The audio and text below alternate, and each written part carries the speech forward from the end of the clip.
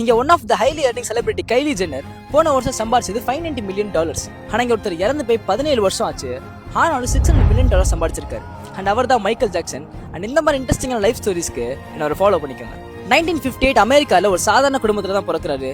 சின்ன வயசுல ஸ்ட்ரிக்டான அப்பாவால சைல்டுஹுட ப்ராக்டிஸ்லேயே கழிக்கிறாரு. அண்ட் அவர் பட்ட கஷ்டம் எல்லாமே மியூசிக்ல ஒரு தனி அடையாளத்தை பிடிச்சி கொடுக்குது.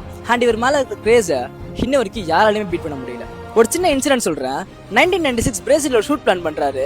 அங்க இருந்த லேண்ட்லார்ட்ஸ்க்கு பயந்து அந்த நாட்டு கவர்மெண்ட் அவர் வர வேணாம் அப்படின்னு சொல்றாங்க. ஆனா இங்க ட்விஸ்ட் என்ன தெரியுமா, அந்த லேண்ட்லார்ட்ஸ் எல்லாருமே மைக்கேல் ஜாக்சனோட ஃபேனா இருந்திருக்காங்க. அண்ட் இவர் அங்க வராதுன்னு தெரிஞ்சதுக்கு அப்புறம் அவங்களே சேஃப்டி அரேஞ்ச் பண்ணி கொடுத்துருக்காங்க. இன்ட்ரெஸ்டிங்களா? அண்ட் இதை விட ஒரு நல்ல சினாரியோவே கிடைக்காது இவருடைய இன்ஃப்ளூயன்ஸை பத்தி சொல்றதுக்கு. அண்ட் என்னதான் கையில காசு இருந்தாலும் மெடிசன் ஓவர் டோசஸ்னால கார்டியாக் அரெஸ்ட்ல 50 வயசுல இறந்தும் போகிறாரு.